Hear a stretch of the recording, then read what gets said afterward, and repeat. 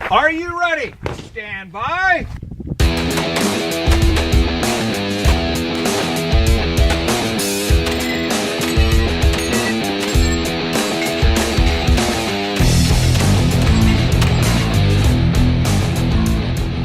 Welcome to the Three Gun Show, brought to you by Armalite Rifles. I'm your host, Dave Hartman. My guest this week is firefighter, gunsmith, and Texan, Daniel Jirasek. If you're new here, the Three Gun Show is a weekly podcast that is all about practical shooting. I shot my first three-gun match in 2011 and completely fell in love with it. Since then, I've shot USPSA, practical shotgun, two-gun, and PCC matches, and I have rimfire and precision matches on the schedule for 2018. I always come back to three-gun as it is a sport that I'm really passionate about. My first love, I guess, in competitive shooting.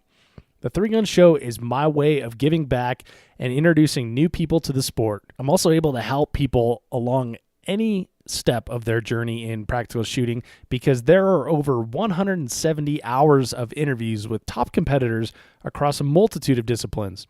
Each week we discuss topics such as gear, technique, training, mental game, and we joke around and have a laugh along the way as well, especially when we discuss match travel stories. If you like this type of content, there are special bonus episodes that you can access as a supporter of the Three Gun Show on Patreon. Patreon is a subscription service that allows you to directly support creators on an ongoing basis. You can find details on these bonus podcasts and other benefits to supporters at patreon.com/threegunshow. That's Patreon. Also, be sure to listen after the show for a special offer from Armalite. In this week's podcast, Daniel and I discuss what it takes to go from the top 15 in a match to a match win, sponsorship topics, his passion for getting new people into the sport, and we get into some topics that have been fairly controversial in three-gun groups on Facebook lately, and Daniel doesn't hold back. So enjoy this one with Daniel Jirasek. Daniel, welcome to the Three Gun Show. Thanks for having me. Happy to be here. Oh man, it's great to have you. So this is kind of cool. It's the first time we've chatted in a while because we're now living in different states. But I got to know you pretty well when I lived in Texas. You're always hanging around at Hayes Custom Guns every time I was there, and we've shot together a bit as well. So it's good to have you on the podcast here. It's good to be here, man. We miss you down here in Texas, by the way. I miss Texas. It's a little cold today. Whenever it's cold in Colorado, I question life choices. I'm like, dang it, maybe I should have went back to Texas. It's a little chilly in Texas, at least on a Texan standard. You know, it gets below 45, we start freaking out. So. Yeah. Do you guys have heaters in your homes down there? Oh yeah, yeah. It's standard. Yeah. We don't turn them on much. Yeah, in Colorado. Go ahead. In fact, actually, that's one of our busiest times of year at the fire department is when everybody actually turns their heater on for the first time. It's been so long, the dust is built up, and it smells like their house is on fire. So those first cold couple of days, we run our asses off going everywhere telling everybody it's okay, your house is not on fire. You just turned your heater on for the first time in 9 months. You just clean out their furnace filter and move on. We don't even do that. It's okay. You're good to go. Stop panicking. Don't call us anymore. You're a big boy. I love it. Yeah, in Colorado, 45 degrees, and we're walking around in T-shirts. Yeah. Yeah, I can see that. It's a different kind of cold, though, right? Isn't that what everybody says? Yeah, I always thought that was BS. The different kind of cold, the dry versus wet cold, but it's a real thing. Like in Texas, when it's humid and it's cold. It's actually cold. Like here in Colorado, as long as the sun's out, it's dry, so you don't have to worry about freezing your butt off. Yeah, well, that must be nice. Yeah, it's great. well, we're not here to talk about weather. We're here to talk about some three gun. But Daniel, for the folks listening, I want them to get to know you as a person here. So why don't you give us an idea of what you do when you're not shooting? Who are you when you're not on the range? Okay. Well, I think most people know that I work at the fire department down here adjacent to Austin here in Texas. And really my life other than that is working and being a dad. I've got two kiddos, a 10-year-old and 6-year-old, and if I'm not at work, I'm hanging out with them. When I do go to the range, they're usually with me, and spend as much time with them as I can. When I'm not at the fire department, our schedule kind of gives us a lot of free time, and like you mentioned, I do spend a lot of time at the hay shop. It's actually been on an official status for a little over a year, so I actually work there now. I'm doing the majority of the work on all the Hayes M2 shotguns that come and go through there, and the building on the custom rifles. So, very cool. So you were telling me that you've built a lot of rifles for guys in your fire department, right? Mm-hmm. Yeah. Not just the fire department, just friends of friends, people I know. I don't really know how that got started. Actually, when I got into 3-gun was the first time I'd ever owned an AR-15 platform rifle. And I was instantly intrigued by it, the way that they're, infinitely customizable. Mm-hmm. You can do pretty much anything you want with them. And doing a lot of research into that, trying a bunch of different combinations, and really enjoyed getting to know that platform. And in that process, wound up building a couple rifles for friends where we sit down and they order parts themselves, go get themselves a lower, and we put it together, and it kind of became a thing, and people heard about it, and been doing it a lot here lately, a lot for the last couple of years, and I enjoyed doing it. I like working with the platform, the rifle. Yeah, what is it about the AR-15 that draws you to it? What makes you, want to build rifles for other people in your spare time? Well, actually, the want to build rifles for other people is more the experience of seeing them, their reaction to it. Most people doing their first rifle, they're on a budget, and I know that they can get something a lot nicer than a $500-600 base model rifle if they actually get parts and have someone help them put it together themselves. And just you go to the range the first time, see that look on their face when they shoot it the first time, and that's really the experience for me. I usually tell them whenever ready to put it together, tell them to come to the house, bring a 6-pack of beer. We're gonna have a good time, and it's just kind of a social event, and I just enjoy it for that factor. Nice, yeah.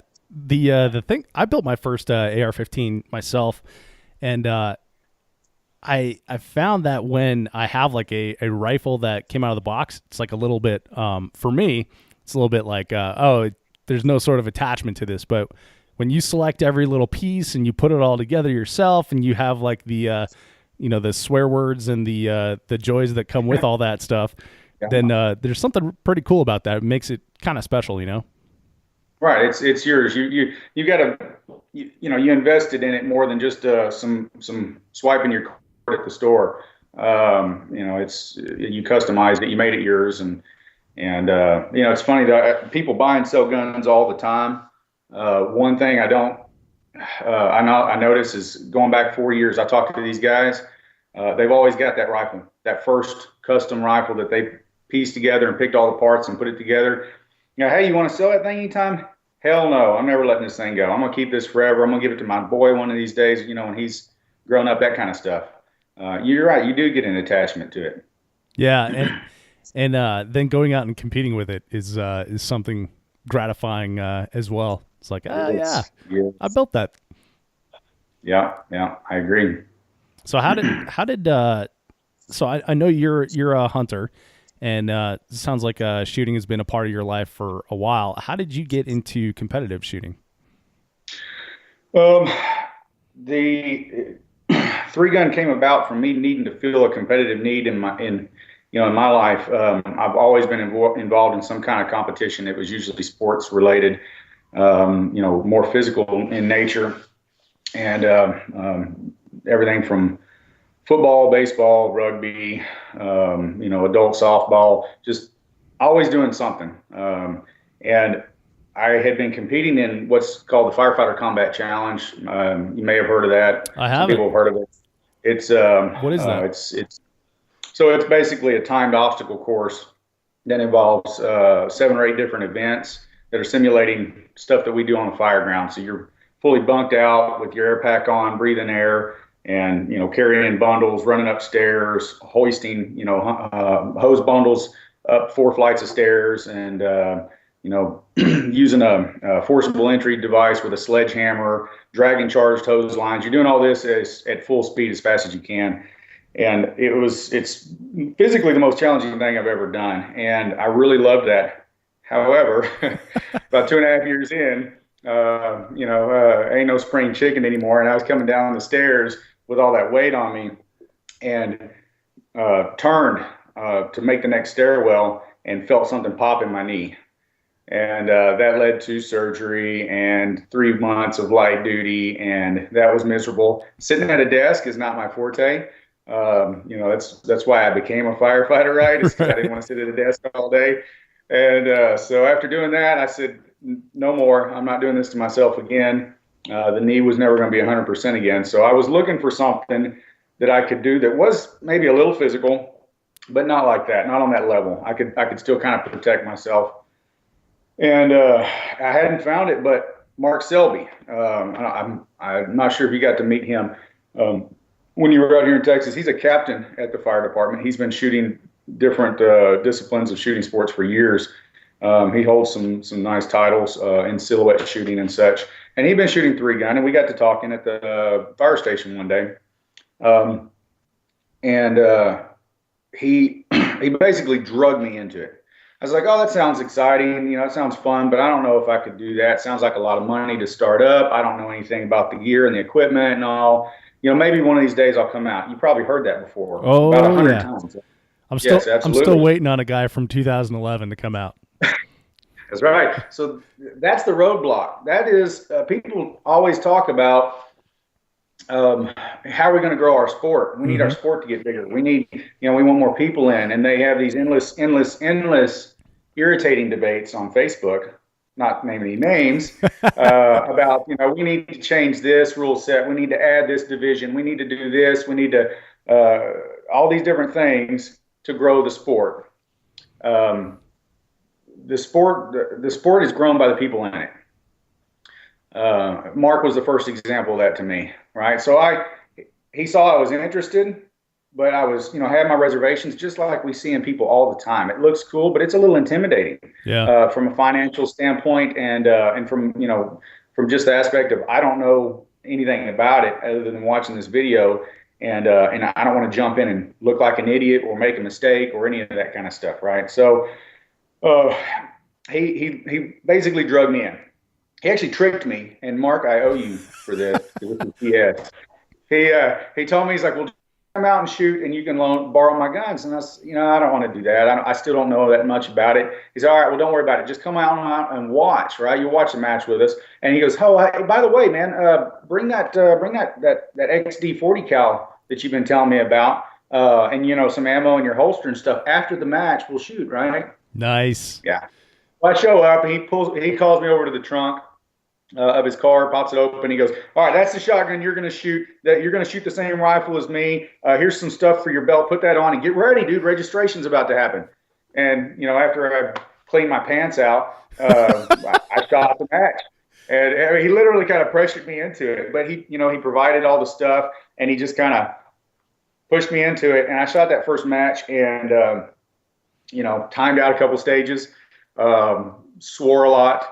It had the same frustrations that a lot of us have at our first match, but just like all of us, it hooked me, and so from then on, man, I was in it. I was selling, fun guns out of the safe to buy something more for 3-gun, and launched myself on this journey into 3-gun that I've been on for the last 5.5, I guess going on 6 years, somewhere in there, and I owe it all to him. I've modeled myself after that since then, seeing how well it worked for me. And to go back to what I was talking to, if that's okay. Sure. Growing the sport is very important. Absolutely is important. Debates on Facebook aren't going to make that happen.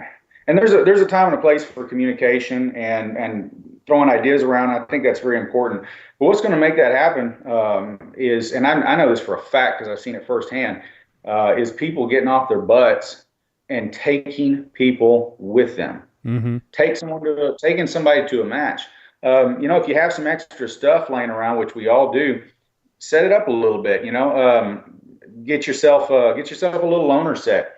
I've got 2 belts in the garage with extra gear, some extra holsters. I've got, another thing is companies that support this sport are willing to help with this kind of stuff. Two of my personal sponsors, GW Custom Holsters and Nordic Components, Carbon Arms, were just jumped on board 100% to ready to help with this. Mark Pesamanek, Carbon Arms, sent me, without even question. Hey, I said, hey, this is what I'm thinking about doing. Before I knew it, I had a tracking number and sent some of their fantastic shotgun shell caddies, just extras for right hand, for left hand, whatever I needed. Got some of both. So I was able to set up a belt rig. I got holsters that worked for some backup guns from GW Customs, and just to be able to say, when people go, oh, I don't have everything I need, I'd have to go buy all this. Say, no, it's literally hanging right there in the garage. I got it. Show up. Don't worry about it. I got a rifle you can shoot. I got a shotgun you can shoot. Bring some ammo, and be a little more aggressive with it, and basically alleviate those fears and reservations. And all of a sudden, people show up and they love it. We've been pushing that big this year. My brother and I have been. We decided, last year. I keep forgetting we're in a new year. In 2017, we decided we're going to see how many people we could get into 3-gun. Nice. And that was hugely, hugely successful, and largely in part to support from several companies Carbon Arms and other companies, Hayes Custom Guns, loaned us shotguns. I mean, we're talking about the full package M2 shotguns. Said, sure, here, take it. Use it for the weekend, because we had several shooters. We had a couple matches. We had 7 or 8 new shooters that it was either their first or second match, and they had basically no gear. Dang. Well, me and my brother, we've got 7 guys splitting 2 shotguns. People taking belts off in between, and every stage, and swapping gear out and all. But it was a little hectic, but it was a blast. We had so much fun, meeting new people, bringing new people into the sport, and almost every one of those guys, I'm seeing at matches now, and on their own. And it's hugely rewarding. It is absolutely my favorite thing about the sport and about 3-gun. And when people talk about we need to grow the sport, we need to change this, I have a hard time getting off into that debate too much, because I already know how to grow the sport. I'm watching it happen. I'm seeing it happen. It's taking a little work and effort, but it's rewarding, and you get a lot back from that work and effort. And it's an important subject to me, as you can see. Yeah, for sure. So the stewardship is like a huge component of it, and it's a huge component of our culture as, 2A advocates or 2A lifestyle or whatever you want to say. That's how I came back into shooting, was through someone who, was like, hey, come out, do this. Let's have some fun. And I've tried to do that with 3-gun, obviously with the 3-gun show as well. So it's cool to hear other people that are passionate about that as well, and getting people into the sport. Daniel, one of the complaints I hear a lot from people is like, well, our sport's too hard for new people. They get discouraged and they don't come back. So you just mentioned that you timed out on several stages on your first match. Obviously you came back, and you don't really suck that bad anymore. So yeah, how did you overcome that hurdle? That's the whole point of a challenge. That's the whole point of competition. Not everybody's cut out for competition. Some people don't have the personality for it. I'm actually very much against it. We don't dumb down 3-gun to get, to make it easier for people. Right. In reality, what you're going to do is chase people away from the sport. People are going to get burned out. People are going to get tired of going to the same match and shooting stages that they can shoot in 12 seconds, hit every target. And, when the challenge goes away, the people go away. Probably 20 plus people that I've brought to their first match in 2017 and honest numbers. And I've never once heard one of them say, oh crap, this is too hard, I'm not coming back. Yeah. Not once. And most of them timed out of at least one stage out of their first match. To be quite honest, some of them timed out of every stage at their first match, and they're still coming back. They're coming back right now. I've got messages on my phone right now saying, when's the next match? It's January. We haven't shot since early December. When are we going into a match? So they're these same people are waiting to go. The same people that timed out of every stage. And I also see that in major matches. Mm-hmm. And I do take issue with that. People are coming to, they're paying a lot of money. They're putting a lot of investment into going to shoot this major match. They expect a challenge. They don't. There might be people out there that want their ego stroked by finishing every stage in the allotted time. But I believe the base of 3-gun, the majority of the people that are in 3-gun, that stay in 3-gun, that put the real time and money into 3-gun are here because they want to be able to see themselves improve, to not time out of those stages, and then start getting in the top 60% of all those stages, and then in the top 30%, and who knows from there. And I think dumbing it down hurts the sport more than it helps the sport. Mm-hmm. My personal opinion. One of the parallels I like to draw a lot is to obstacle racing. Like, I've had a lot of experience, Tough Mudders, Spartan races, stuff like that. There's rarely a call for a shorter wall, right? When you've got like a 6-foot, an 8-foot, a 10-foot wall all behind each other, and then a 12-foot wall. I don't hear a lot of chatter afterwards of like, they should make that 12-foot wall a 4-foot wall, and this would be much easier, right. Because then it becomes like a play in the park kind of thing. So What is it then that we think we need, we as a community, why is it that we think we need to not challenge people and make it soft and easy for people to shoot it? Like, I love having new people there, but I want them to shoot it because they love it, not because I made it so easy for them they get an easy win, right? Well, that's a really good question. I would say we need them. I think the solution to that is the mentorship. We go to a match, you get a first timer at a match. If they have somebody with them that's helping them, mentoring them, they're less likely to time out of those stages. At the same time, they have someone there to tell them, hey, you know what? It's okay. I timed out of stages.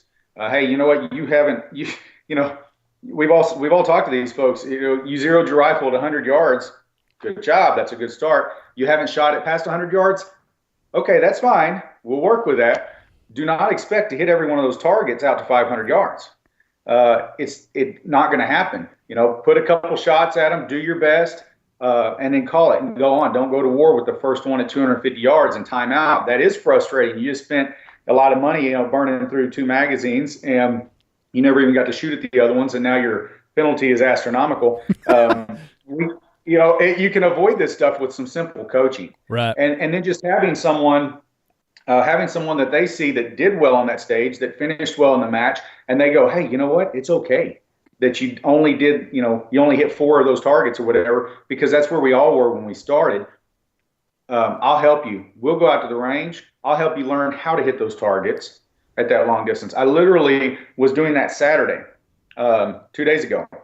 I was at Copperhead Creek Shooting Club out near Marble Falls with a new 3-gunner. He's shot about 4 matches. He hadn't got any long range practice in. I needed to go anyway to verify some holds on a rifle. Come on, dude, let's go shoot. He rang that 600-yard steel twice in a row, and the look on that dude's face was priceless. That and like I said, that's the reward right there. But I think the answer is the mentorship and the coaching, not dumbing the stages down. If everybody's going to be thrown to the wolves themselves, they might time out of more stages, and they may have a harder time with it. So let's help them out. Let's get people out there. And I actually know that there is at least one match organization. I'm drawing a blank on it right now, where they actually pair up newer shooters with older, more experienced shooters. And I think there was you come out and walk stages with them, maybe even do a little practice with them, and then they pair them up with them in the stages. You know what I'm talking about? No, I mean, it sounds like a great idea, but I'm not familiar with that concept specifically? I know I heard the idea thrown around. It may have actually just been an idea. I don't know if anybody's put it into practice yet. Mm-hmm. But to me, that's a fantastic idea. That's honestly what we're already doing. Everybody on the Texas firefighter team does that. I do it. My brother does it. Mark Selvey does it. It's just kind of a natural thing for us. And we're seeing the rewards. We're seeing the result of that. And you know what, people. Can we take a little detour real quick? Always, man. That's what we do best here. Yeah. All right. I hope you got a lot of room on there to save because it's going to take a while. I should have cleared the memory card out. Okay. That's right. So people are always having this discussion about how does a sponsored shooter become valuable to their sponsor? Mm-hmm. How do you actually repay a sponsor for it? And then the question for sponsors, for companies that are debating sponsoring shooters, is this valuable to me? Do I get a return on this? You've had people on your show that have had this discussion for hours at a time. Yeah. And this discussion comes up a lot, and a lot of times there's a lot of negativity with that, which there shouldn't be. It's kind of irritating, but when you're mentoring new shooters into the sport, and you already have figured out, if you're going to mentor somebody in the sport, first of all, you should already be in a place where you figured out what works, what's good gear, what isn't good gear, what's a good training system, what's good ammo, all this kind of stuff. And there's no one answer to that question. There's a lot of good answers to all of those questions out there, and we've got good products that work. Mm-hmm. I'm not going to blow smoke up anybody's ass and say this one thing is the best. Yeah. No, I'll say this one thing works great, good price. This is a good item. Well, the compensator thing is the easiest example in the world. We always get, what's the best compensator? Oh my God. Yeah. Yeah, that's when I get the rope out and start tying the knot to hang myself. Which, by the way, Matt Kupica had a side note on our side note. Matt Kupica had a video on compensators, and he very succinctly explained why no one compensator is the best. And it's about a 5-minute video. I'll put a link to it in the show notes if people are interested. I would highly recommend taking a look at it. Matt's a super smart guy, and he explained it really well. Yeah, that's awesome. Matt is a smart guy. He's an awesome guy to talk to. Good competitor. Definitely. But you're right, and that we get off on these tangents on that. But so back to what I was saying, if you're going to mentor somebody, you need to have a decent grasp on this in the first place. As you're walking them into this, they're gonna need this gear. They need to know where they can get a holster. They're gonna want to customize their rifle. They need some shotgun shell caddies. You know what? I want to upgrade from this Mossberg pump shotgun. Man, this stock, whatever pistol you want to name, is just not cutting it. This ammo sucks. What do you think I should use? Okay, it's a natural progression of that. When you're mentoring people in, they want to know they see what's working for you, right? And then B, the fact that you're mentoring them is going to put you in a position to say, you know what, this product works really good. It may not be the only one that works good, but this one works really good. I'm using it. You're using it because you're borrowing it from me right now. This shotgun that we've been sharing this whole match, this is what this shotgun is. This is why it works so well. You want to give a return to your sponsors. That's it right there. I think taking one person to a match that's new to 3-gun, and not just taking them to one match and dumping them, but actually mentoring them through their first 2, 3, 4 matches, being available to take a phone call or a text message or a chat on Facebook about, hey, I'm thinking about getting this product. What do you think about that? Being available like that and mentoring somebody like that is more valuable than posting 2,000 of your monthly match stage videos on Facebook. Thanks to my sponsors. People.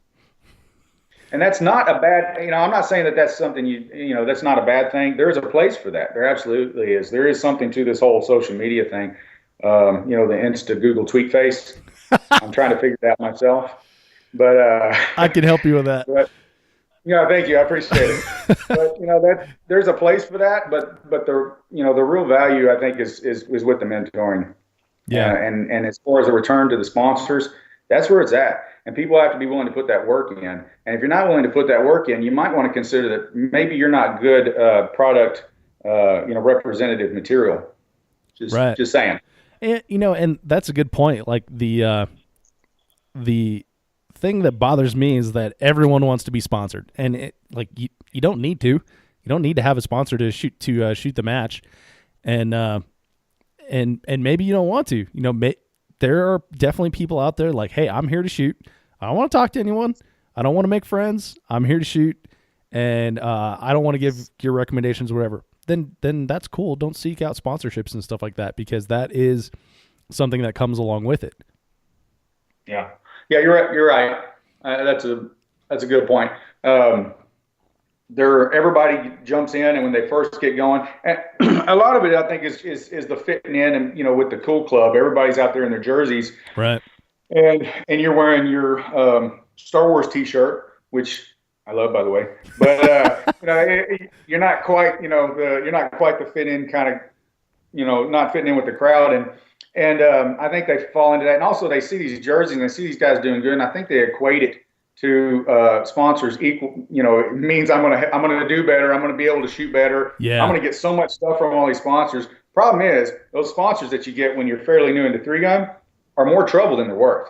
Mm-hmm. I'm gonna call a spade on that. A lot of times these beginner sponsorships, you spend more time and effort on them than you ever going to get back from them. And that's just a fact.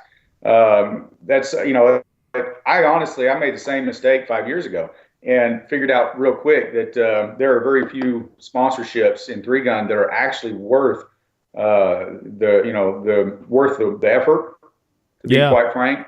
And I realized took a U-turn on that, did a 180, and realized that I wanted to narrow that down. I didn't want just a sponsorship. If I was going to be a brand representative for somebody, A, I wanted it to be something I was already using or knew I could use or knew it was going to be as good or better than what I was using. And B, I wanted it to actually be worth my time, because I'm going to put a lot of time and effort into it. It's another attitude. A lot of guys think that they can pick up a sponsorship. I get a cool shirt. I got a logo on it. I'm going to post these videos on Facebook, and I'm good to go. Mm-hmm. Give me that free stuff. And that's really kind of a one-sided attitude towards, being a brand representative. It's not a gimme. It's not a gimme something for free thing. Right. It's a job. Yeah, it's a job. You may not have hours that you check in and check out, and you may not have a set pay, but it's a job. And for whatever they provide for you, you're expected, you're supposed to give a return on that in effort spent towards representing that brand. That's the whole point. Mm-hmm. And a lot of people don't have the will or desire, or maybe just the understanding to do that. And they want that name, they want that jersey and that sponsorship, and give me some of that free stuff. And I'll stick some stuff on Facebook that I was probably already going to do anyway, so that my buddy see it. Well, that's you were talking about those sponsors that you get when you first start in 3-gun. The two things: one, we don't have that culture here in Colorado. There's more dudes in T-shirts at the matches than there are in jerseys. And I remember when I first started shooting, there was I want to say 4 dudes with jerseys out of the 70-some people at a match. And so when I started traveling for matches, I show up in a T-shirt and I look around, I'm like, oh, wow. I feel like an idiot now. So there definitely is a part of that where, everyone came in a black tie and you're, wearing a T-shirt and bolos, so. That's a good analogy. Yeah. I like that. I honestly think that's part of it. And then the second thing is I think there is a naivete on the part of both the newer shooter and the sponsor, because a lot of people are like, well, this is our guy that shoots 3-gun, and then they go back to whatever their business is that they're doing, whether it's loading ammo or whatever, and they don't understand how 3-gun works and how to leverage their sponsored shooter. So I think they just think, okay, we got a 3-gunner. Awesome. we got that box checked, and now we don't have to do anything. So I think you're absolutely right, and it ends up being in my view from a lot of observation the last couple of years, a failure on both parts to educate on expectations and capabilities, right? You know what, Dave? We might instigate a little butt hurt in the community over this conversation. Yeah, well, we've done that before in the Three Gun Show, and anybody who knows me knows I have no problem with saying what I think, even if that's going to ruffle some feathers. Right. So we're all good. But I think that the sponsorship process needs to be more organic. It needs to happen more on its own. Mm-hmm. I know from talking to myself and the team together, we have 5 sponsors.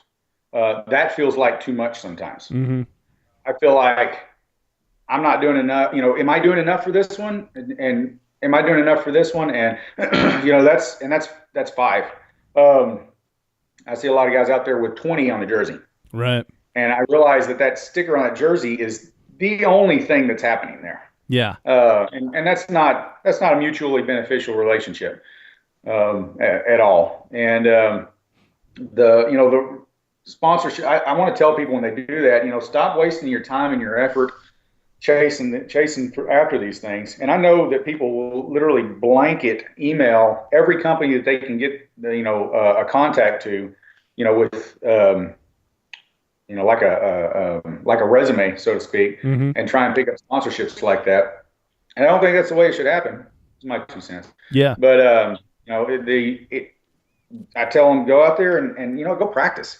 Take that time and energy that you're putting into chasing a sponsorship and emailing all these people. Go work an extra shift at work or go mow somebody's yard, buy some ammo with the money, and go practice. And allow yourself to develop the skill set. Go shoot some matches. You meet people in the industry at matches. That's where you meet them. Yeah. Not on email, by the way. And we don't have a single sponsor for the team or myself that came from phone calls and emails. Right. These were all met at matches. These relationships were developed at matches, getting to know the people. And talking to them firsthand, and that's how it happens. And these are valuable sponsorships to us. These mean a lot to us. Products we believe in, products we use. Most of them we were using long before we ever considered a relationship with that company. So, and I think that's a better way for things to work. You made a really good point at the start of that, Daniel. Picking up an extra shift at work. If you're in a town that has like a Cabela's, a Sportsman's Warehouse, whatever still exists, as far as a Bass Pro Shop, I guess. Yeah. If you went there and you got like a part-time job with like 20 hours a week, that's the 20 hours a week that you're spending throwing discount codes on Facebook that you could be actually helping someone, buy like a pack or clothing at one of those outfitters and then use that money for practice ammo, like you just mentioned. Yeah. Like that seems like a way better proposition than trying to get a free piece of gear and spending the next year pointing people in that direction. But and I think a lot of guys think that they're chasing these sponsorships. They're thinking that that's going to provide that extra money, that extra ability to go do that extra practice and get better. And that's not going to happen. This is not NASCAR. No.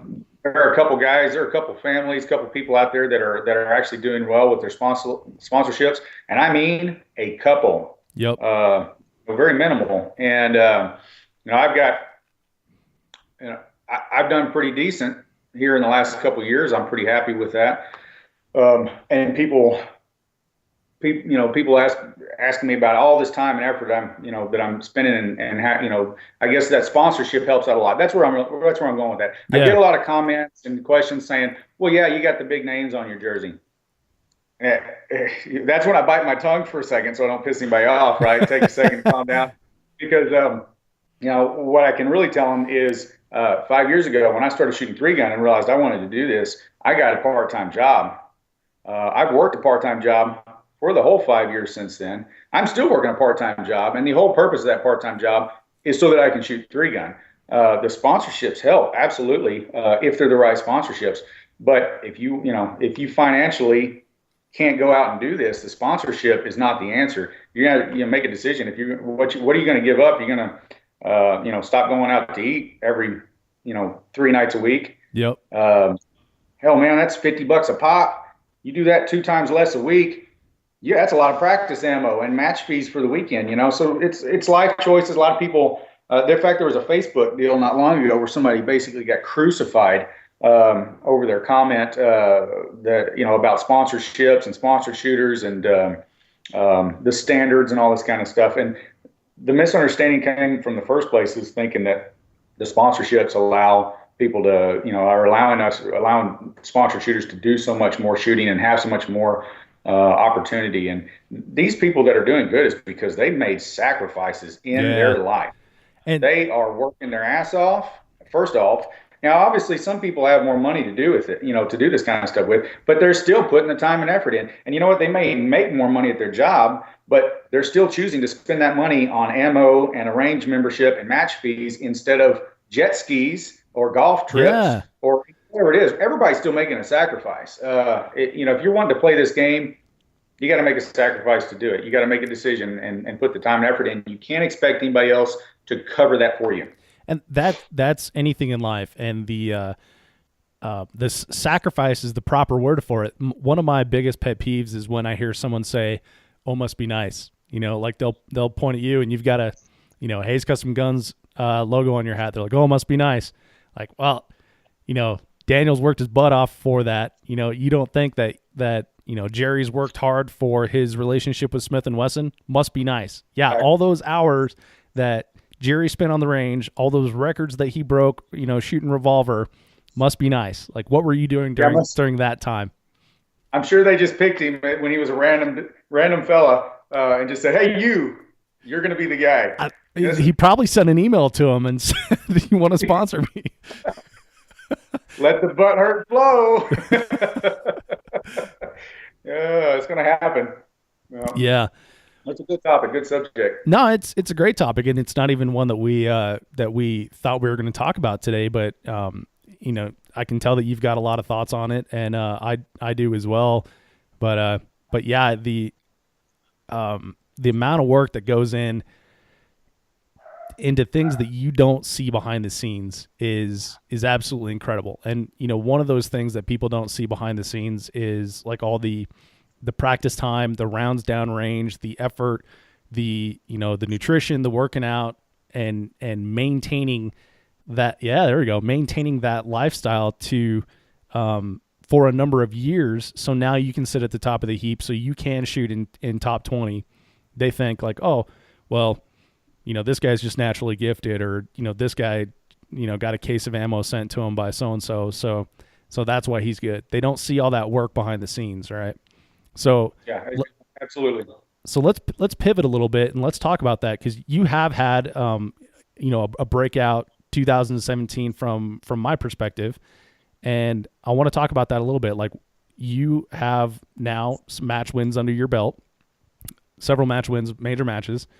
And let's talk about the effort it took to get there from that first guy who's getting a shotgun and rifle thrust into his arms and shooting with his XD40 to where you are now. Oh, all of it? Yeah, man, let's do it. Every minute. Oh, good Lord. I'm a very competitive person, and I knew right from the get-go that I enjoyed doing this. I had shot some throughout my life. Mostly was hunting, so it was a very different kind of shooting. I had to unlearn everything and relearn everything. I was very hungry for this right from the get-go, as a lot of people are. But there's one thing I had learned, from prior experiences in other sports is find the guy that knows what he's doing. Find the guy that you want to be, stick on his heels, watch what he does. And so I put that into practice. And first couple matches that I went to was a local club match here in Texas. And there was this guy named Lance. Let's see, what was that last name? Lance. Dingler. That's right. Never heard of Oh, him. I'm messing with him.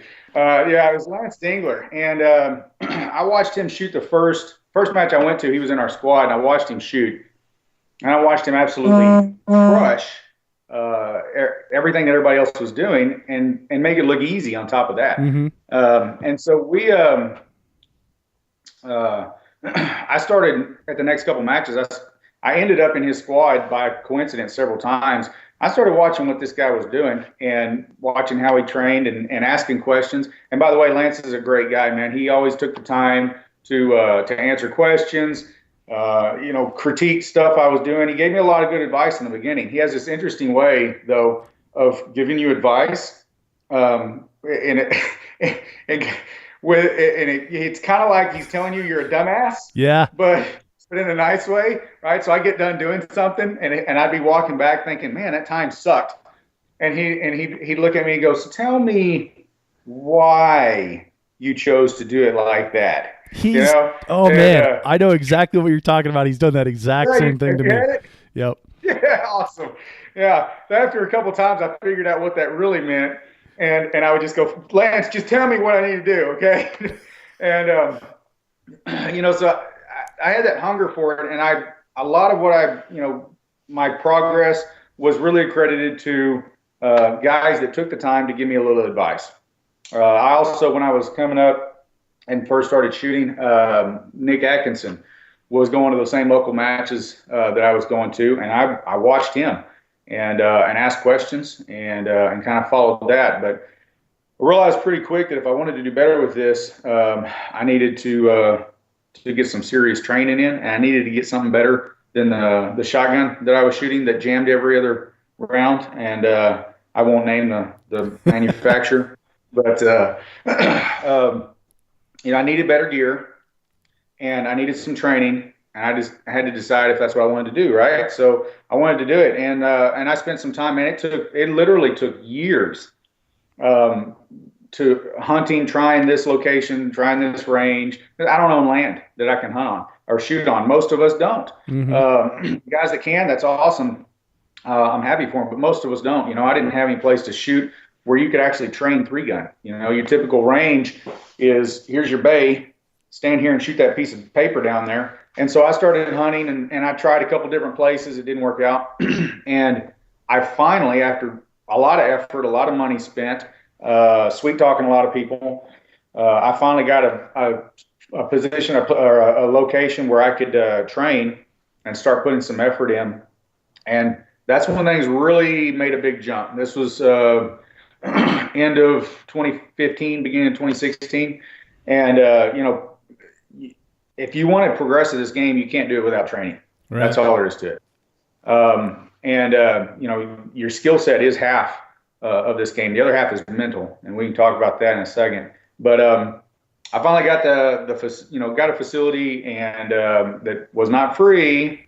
Must be nice, right? Right. Yeah. It wasn't free. A lot of work and effort, and started doing some training, man, and that made all the difference in the world, And I didn't have coaching or anything like that. Mine was watch people, go to the range and kind of figure out what works. And that worked for me. But I feel like I developed a skill set to a certain point, and at the range, I would be able to pull things off, shoot things in a certain amount of time or with a certain amount of accuracy. And this is over the course of a year or so of training, quite a bit.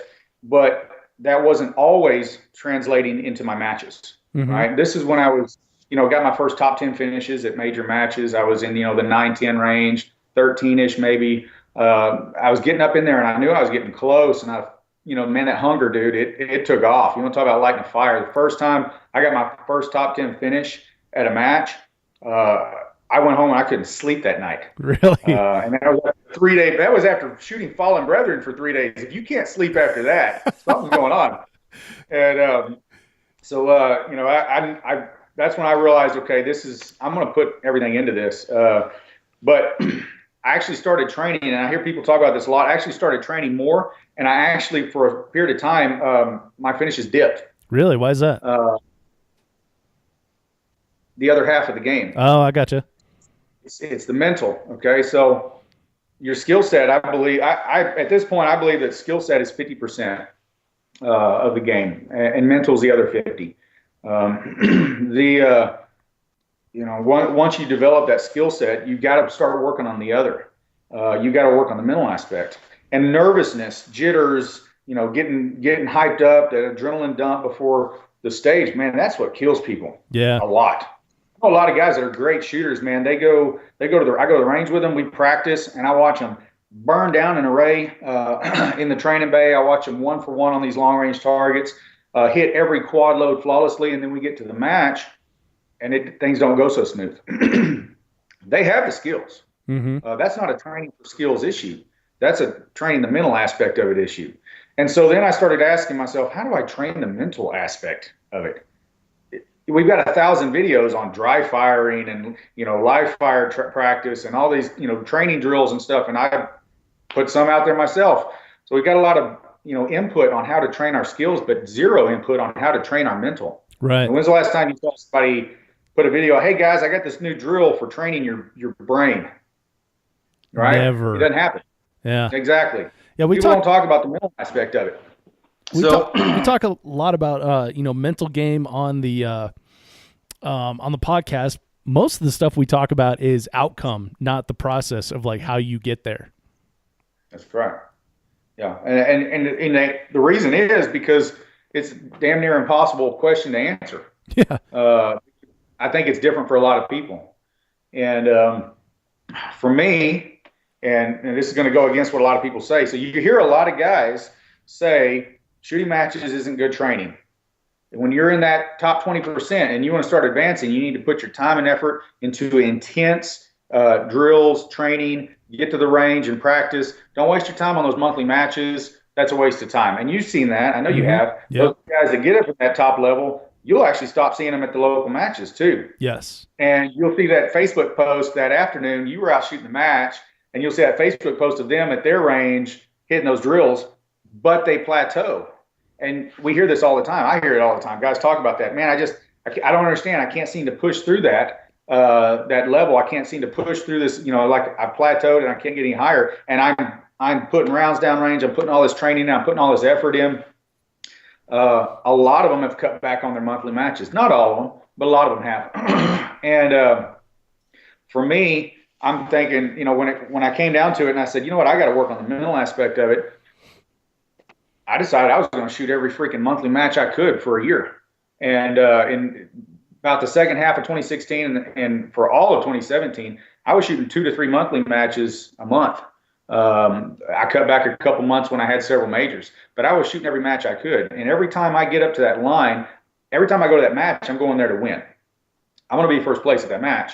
That's my mentality. I push myself as hard at that match as I'm going to when I go shoot Fallen Brethren, when I go shoot the Extreme Texas 3-gun, when I go shoot Vortex Shooter Source, freaking awesome match, by the way. When I go shoot these major matches, I'm going to be amped up just like everybody else. Everybody they go to that line, man, their adrenaline's dumping, their heart's racing, they're excited, and that's what tanks those stages. That's what really causes problems. People get tunnel vision. You hone in on one target that you're struggling with and you tunnel vision on that instead of moving on or whatever it is. You're so nervous, you can't calm down and focus on what's happening in the stage and actually see things as they're happening. What you need to be able to do is I've thrown 2 shots misses at this target in about a second. Can you slow down enough and your brain process, you just threw 2 misses. What are you doing wrong? You're staring down the target, idiot. Stop looking at the target. Look at your front sight.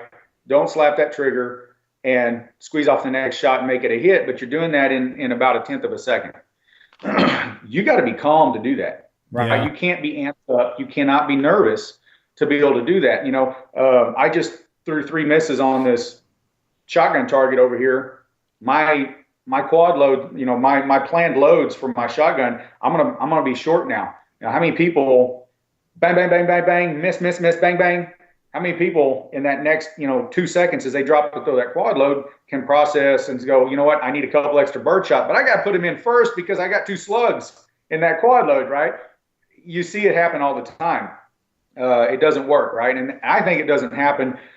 People can't process that quickly because they're too amped up, they're too excited, they're too nervous, the adrenaline's getting to them. And so I started, my idea was I'm going to go to every monthly match I can. I'm going to put the pressure on myself to be first at every one of these matches. And you know what? A lot of times, you go to a lot of times you may not have the competition breathing down your neck, and it's hard to really simulate that the experience of being at a big match. But I did the best I could, and I started hitting these local matches. And over the course of the year, towards the end of 2016, early 2017, man, that was really when I saw a change in my in my major match finishes, in my performance during any 3-gun stage, any match. Was the nervousness started to go away. The mental aspect started everything became a lot clearer when I was actually shooting the stage. And I credit that to just getting out there and shooting more. That's the simplest answer. It's the easiest answer. And a lot of times when people are looking for the solution to a hard problem, they think it's got to be a hard answer, right? It's got to be a hard solution. It can't be the easy one, right? It doesn't make any sense. And I'm not, I can't say that this would work for everybody, but I've actually seen it work for other people too. My brother, Ben Jirasek, he has got his first couple top 10 and even a second place finish at major matches this year. He's taken a big jump in it. Well, he was shooting every one of those monthlies with me, and he was pushing himself at every one of those monthlies just as hard as I was. And I think that, I think that made a difference. So I think the attitude of shooting monthly matches is a waste of time once you get to a certain level, I think is actually wrong, because that's practicing the mental aspect of it. Right. Well, and you brought up another interesting topic there of the competition that you have with Ben. Do you feel like having a training partner or a match partner that you can push each other and push each other hard is a benefit, or is that just like a side note? No, it absolutely is. That's true in anything. That's true if you're in high school, doing a research paper. You pair up with somebody and get somebody that you're going to work with and challenge each other. And, through sports, people tend to pair off even in individual sports, and you get somebody close to your skill level and you practice together, you train together and that kind of stuff. So I think that's very true. Ben,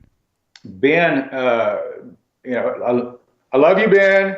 Don't get mad. But Ben was not really a challenge for me, and he wasn't competition for me up until the last about 6 months. Okay. So that really wasn't Ben. But I can tell you the other thing that I do, and this is another side I think to that mental, challenging yourself mentally to challenge that mental game. When I would go to matches, monthlies or major matches, I always want to try and get in that squad with whoever at that match I think is going to beat me or has a chance to beat me. I want to shoot with the best guy there. Right. I don't really care what squad it is, but I want to shoot with him because I push myself. Now, what happens when you're in that squad? You get nervous. I know a lot of people that listen to this are going to know exactly what I'm talking about. You get nervous when you're shooting with that person. You watch him burn down that stage in 36 seconds, and you think, holy shit, that was fast. Can I do that? Okay.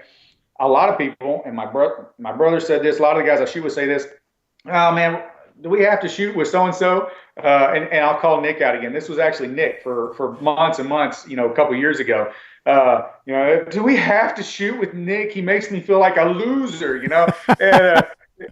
And my answer to him was yes. We're going to shoot with whoever that person is. Everybody find your Nick, whoever your Nick is, right?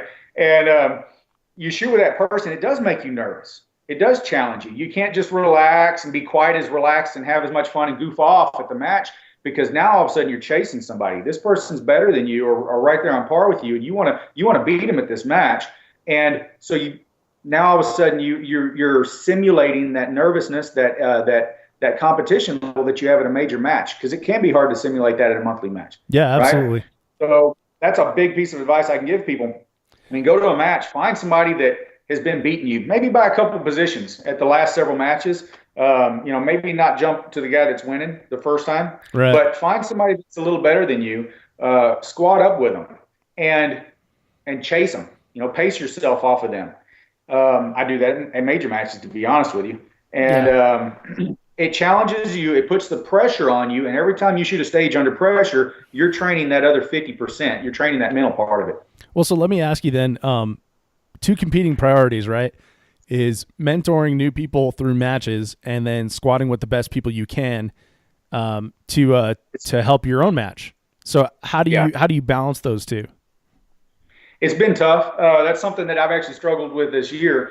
But I still managed to make it happen for the most part. I'm not always. Sometimes that a lot of this I did was also in 2016 and early 2017. Right. About midway through 2017, in the summer and the fall, when we had literally 7 and 8 new shooters with us every month, it didn't always happen. And in fact, I actually kind of feel bad for the 3 or 4 guys that got in our squad those months, because we're always the last squad to finish. It takes so much longer when you have new people, when you're sharing equipment. You're preloading a shotgun 7 times before 7 people shoot, instead of once at the beginning of the stage.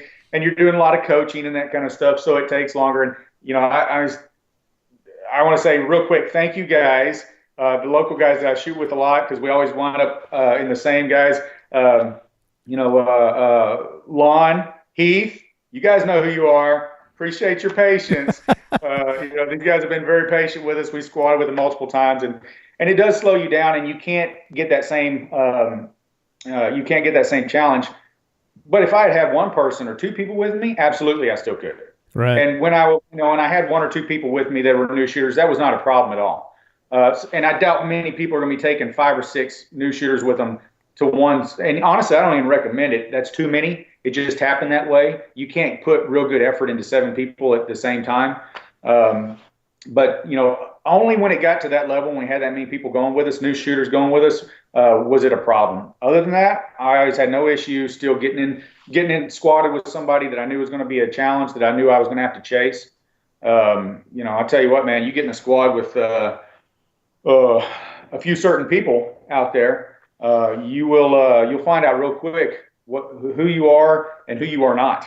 Yeah. So yeah, it's a big part of it, but you got to embrace that challenge. So many people, they do that once or twice and they go, crap, that felt bad. I feel like less of a shooter. I'm kind of embarrassed because he did so good, and it stresses me out. I'm not having as much, maybe not quite as much fun, and they actually back out of that. I had a couple guys I shoot with a lot try and do that. And they're like, hey, dude, let's not squat with him. Seriously, he kicked my ass last time. I think you got to be able to embrace that challenge and take that humiliation because you realize this is how you're going to get better. That is absolutely how you're going to get better, especially with the mental aspect. Is shooting with guys better than you and feeling that pressure on a consistent basis. Yeah. It's funny, like what you said of like, hey, can we not squad with that guy because he kicked my ass last time? I've never thought of that, never considered that. And but I could see how some people would I'm not saying I'm special or anything, but I kind of enjoy getting my butt kicked just to see what is possible out there, right? Because Becky mentioned something about that. You son of a bitch. Nah, but seriously, like when we shot what the heck was it called? Blue Ridge 2016, or at least I shot a third of it. The having you and Steve and Aaron and Garrison and Dylan like all in the same squad, like there is a big benefit to that just to see what's possible. Where as if if I'm shooting with people that are all at my even level, say that there are 12 Daves out there, we can all be on the same squad, then we're going to stay at the Dave level, and even for future matches it's going to be that way, because I didn't get exposure to like, okay, this is what that extra gear looks like that I'm not getting into. This is what it looks like when something is done really well. This is what it looks like when you can make transitions like a rock star, and like that is a huge benefit, not only for that match because you're like sled dogs nipping at each other, right? But for future matches too, because now you know what is possible. Absolutely. Yeah. Yeah. Huge benefit to that. So Daniel, now you've got a couple years under your belt. You're kicking in your training, you're shooting every major match possible. So then what was it then that took you from the first top 10 at Fallen Brethren to a match win? Like, how do you break those, because the next 10 guys, first 90 guys are not, are are something to some kind of accomplishment. The next 90 guys are some kind of accomplishment. Those last 10 guys, that's a big accomplishment, right? Right.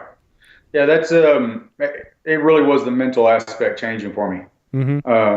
Looking back, I more than likely, and you know what, I'll touch on equipment here for a second too. There's that's another part of it as well. But as far as the training and that kind of stuff, it was that mental training that I think I got for that year and a half or so by challenging myself to shoot against guys better than me, by shooting a lot of matches and trying to put myself under pressure to do good at those matches. I think that mental aspect, in all honesty, I probably had the shooting ability, this shooting skill set a year and a half ago when I was finishing between 10th and 15th to have actually finished in the top 5. I didn't have the mental aspect of it. And so that's what I think was the push for me. And that's probably different for a lot of people. Some people, I talk to some people and they go, oh, I never get nervous shooting a stage. I'm jealous. Yeah.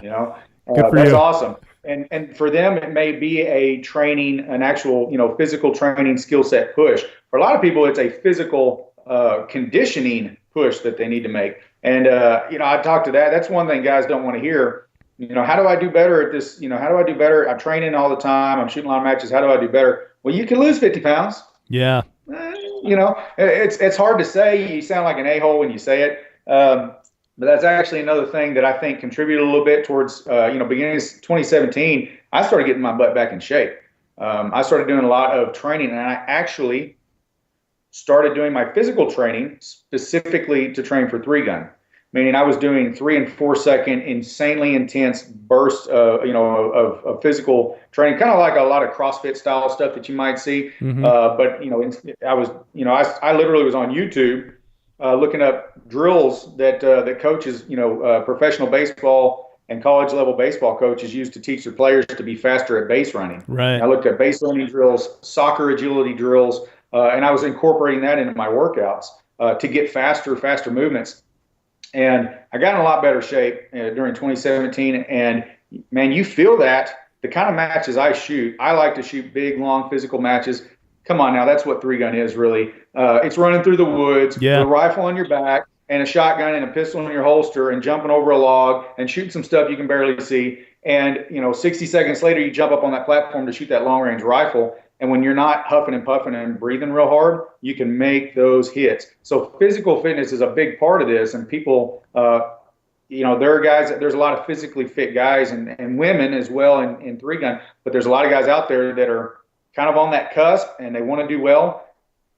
And you just, if they ask me, I'm going to have to, I'm going to tell them, look, you need to get in better shape. You need to work on the cardio. Yeah, it's a real fact of life. Since I started doing the 3-gun show and traveling full time, I've put on I think 25 pounds or something like that. And I can tell, not even just on a stage, but at the end of a weekend of shooting, like my 9th stage is not nearly as easy to accomplish as my first stage. Because I can, the stages are only like 180 seconds long, right? You can do anything for 180 seconds.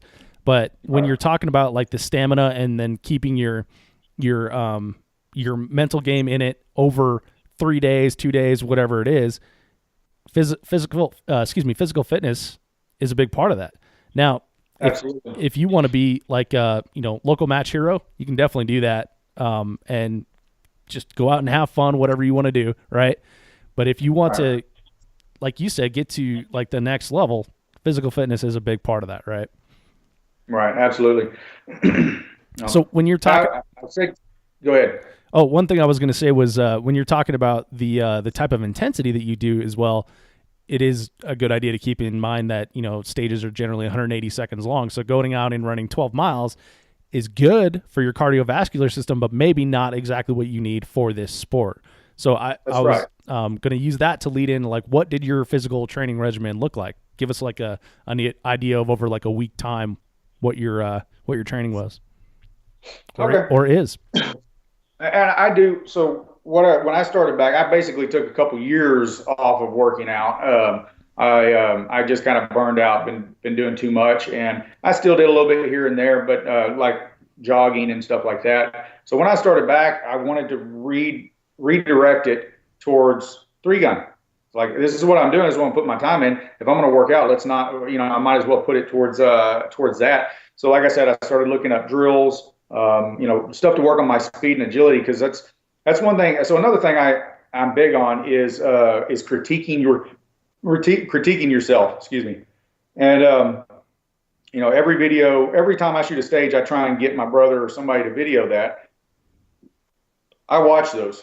A lot of them don't make it on Facebook, but I watch those. I watch carefully, and I watch, where am I losing my time? I've been doing that for 5 years. Where did I lose my time? Where did I look like I was moving slow? And that's something I identified, was just my movement speed. I just dumped my shotgun. I got to get 10 feet over here to grab my rifle or whatever. Why does it look like I'm speed walking, like I'm grandma speed walking at the mall? Because that's what it looked like. It was embarrassing. And like, I might as well put on a jogging suit and some matching wristlets and hold little weights, and that's kind of what I felt like. Sweatband. I was like, there's something, I got to do something about this. And so that was something I learned 100% from watching videos.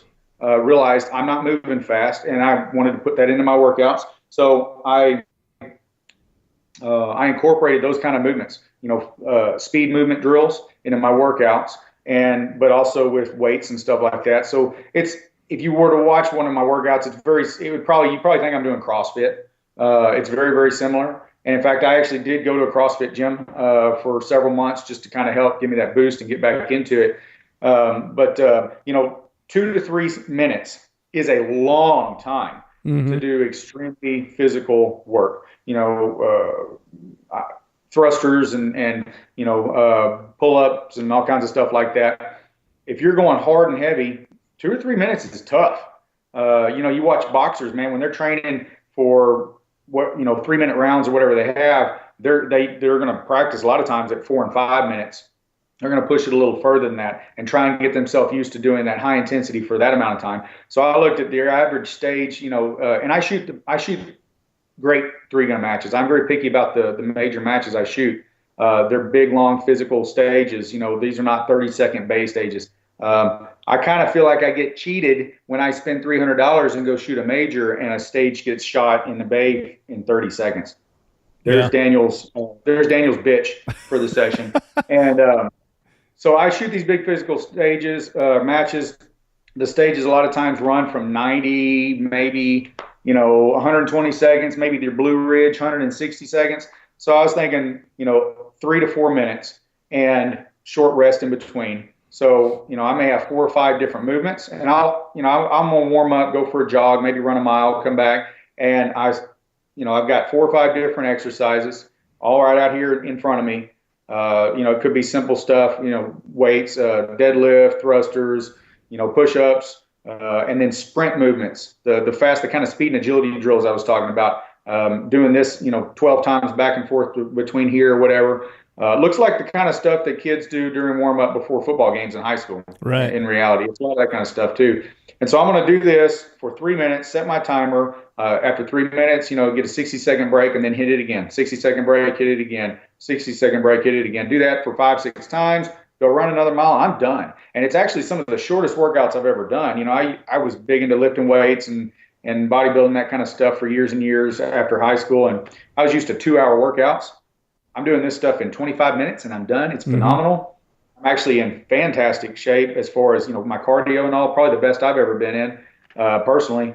And it's made a big difference for 3-gun. And then of course the other benefits of working out, just, if you want to lose weight, get back in a size of pants you haven't worn in a few years or whatever, that kind of stuff, it kicks in too. That kind of training is very intense. Yeah. It's hard to do, but it works. So there's your answer. That's kind of what my workouts look like. Plus, you're a firefighter, so probably helps in that arena as well. It does. You're a husband, so now you look sexy, right? Which is another side benefit. No comment. Well, we can ask your wife. Okay. So physical fitness part of it, mental game, and so what is your firearms training look like now? Does dry fire play a big part of it? Do you do any dry fire? I do a little dry fire. Okay. I think dry fire is, I think that, a beginner versus intermediate versus advanced level 3 gunner, the kind of training that you do needs to be different. Okay. I did a lot more dry fire a year and a half ago. I don't do a whole lot now, to be honest with you. And most of the dry fire I do now is actually with rifle. I follow I learned something from Patrick Kelly. Mm-hmm. I'm throwing that name out there. I was having issues with offhand rifle shooting, and I realized I got to do something about this. So I started watching some videos, hunting for some different techniques and stuff. And he's got a great video out there on what he calls approach shooting. You familiar with that? You know what I'm talking about? Yeah, I've seen this video. Sweet. Yeah. So I watched that. I decided to take. Explain it to the audience though, if they haven't checked that out. We'll have a link in the show notes, but give us a brief explanation of what approach shooting is. Okay, so approach shooting. When you're shooting, and this is my take on it, I might say it differently than Patrick or somebody else would, but when you're shooting specifically with a rifle, one of the hardest things that we do in 3-gun is offhand. It is the hardest thing to do with a rifle. Right. Is offhand shooting with a rifle. And this doesn't just apply to offhand, but that's where it got started. When you're standing there holding the rifle, you're not steady. You do not hold a rifle steady. That means you're looking through the scope. The reticle is always moving. It's always swinging, it's swaying, it's moving. And what people do is they sit there and they grip the crap out of that gun, and they trying so hard to hold that reticle dead center on that target, and they're overexerting themselves, and they're trying to hold it perfectly centered, and then their eye sees it centered for a second, and they go, oh shit, I'm in the right place, pull the trigger, and you pull the trigger. Well, by then you done wavered, and you pull the reticle off the target and you miss. And then you do more, and you do that 4 or 5 times more, and it's a disaster. And we've all done it. I've been there many times, and we all see it done by our buddies at matches a lot. And I said, okay, well, there's got to be a better way to do this. So approach shooting is using movement with your shooting. Okay, it's basically timing it. Is really what it comes down to. Right. So I'm watching my reticle. If I'm going to shoot a target at 100 yards offhand target at 100 yards, I get into my scope. I try and hold my gun a little more relaxed instead of gripping the crap out of it. And I put my reticle a little bit. And everybody does this a little different, but I put my reticle to the left of the target, right? And then I intentionally swing my reticle across the target. I squeeze the trigger, I time it. So basically, as my reticle breaks the left edge of the target, I'm squeezing. And so I'm intentionally moving the reticle across the target, breaking the shot as it comes across the target. It works. That's all there is to it. It works. Using that movement with you. Me, my brother, one of the other firefighters we shoot with a lot, Cole Kloss, we went out and started practicing that and using it, and we immediately saw a big jump in our efficiency and accuracy in offhand shooting. It works. And then I started thinking, why can't this work for long range shooting when you're laying prone and monopoding or whatever? Because it's the same issue. Your reticle's wavering. It's still moving. It may not be as much, but when you put it on a target that's 400 yards away, it looks like just as much. You know? And so I started implementing that into long range shooting as well. And it's been very successful for me.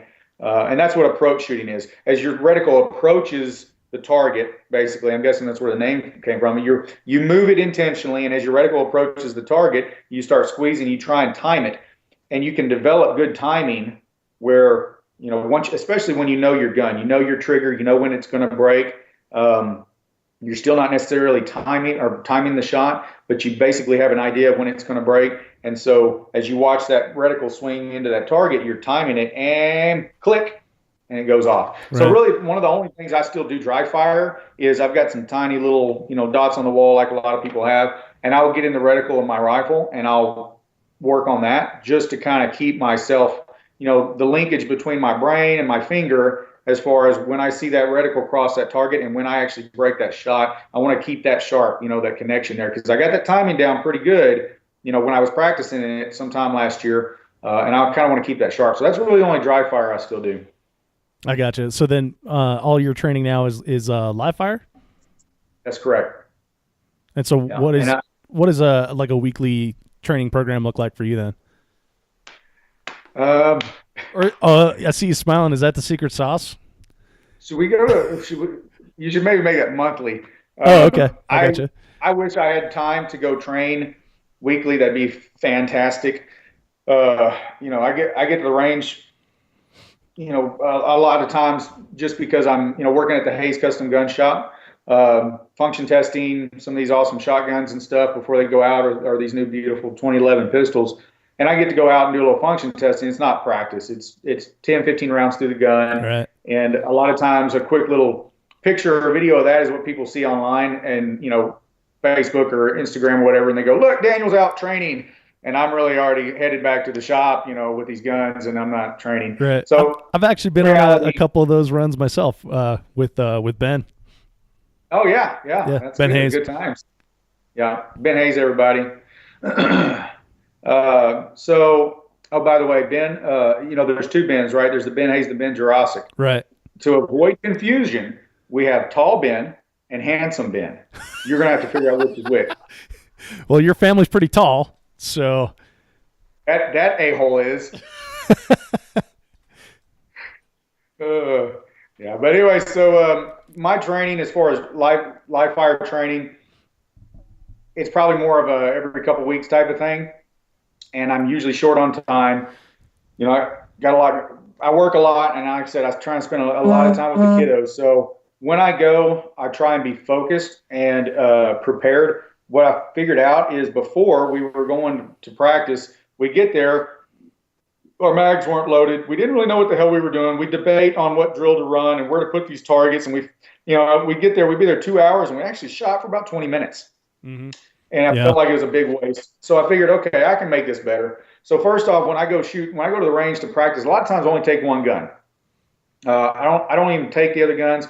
I don't take a whole ton of ammo. And before I go, I already know what drill I'm going to run. I've already thought about it. It's usually based on something I saw in one of my stage videos from the match prior, something I looked at. I was like, I need to work on that. That looked like shit.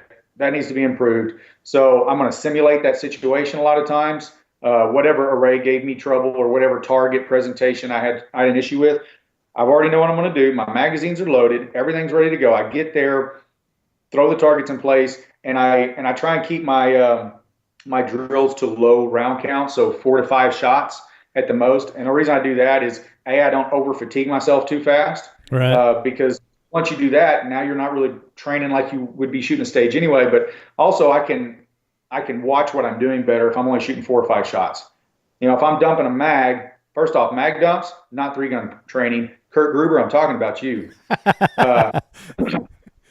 Going out and shoot 4 or 5 shots, I can actually see what I'm doing. I can critique what I'm doing. I can, see what I'm missing and what I'm messing up. And so I may take 3 loaded pistol mags to the range, set up 4 targets in a presentation I need to work on, and shoot those 4 targets until those 3 mags are done. I get my car and I go. It may be 30, 40 minutes. To a lot of people, they think that's not enough. That's not training. How in the world, is that doing you any good?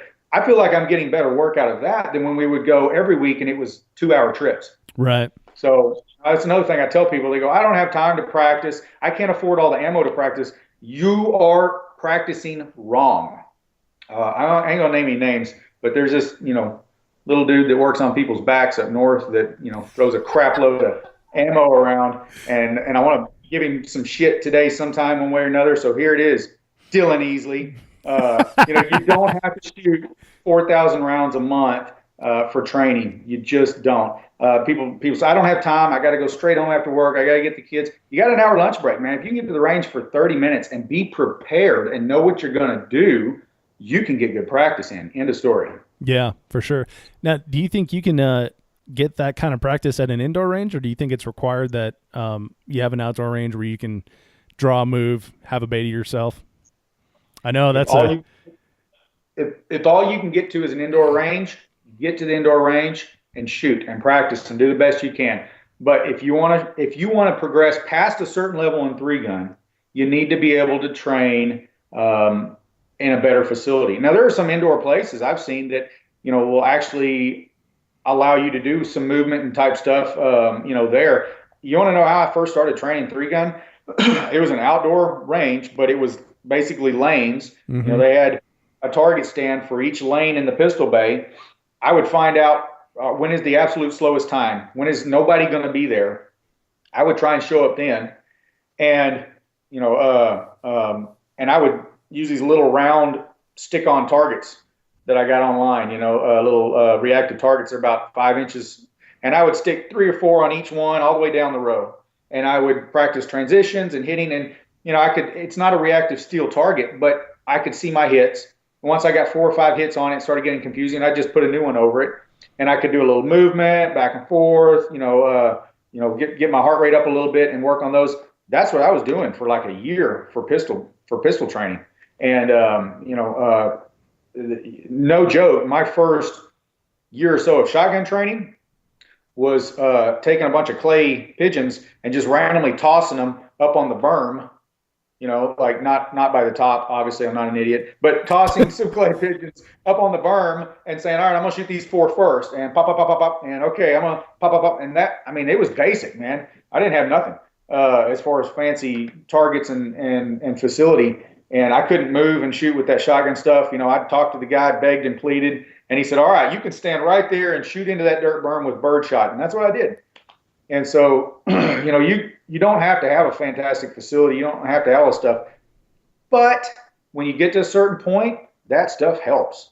Yeah. I said what I just said because I want new shooters, beginning shooters, to not be discouraged and think there's no way I can get any training, any practice in, I can't get better. Mm-hmm. Yeah, you can.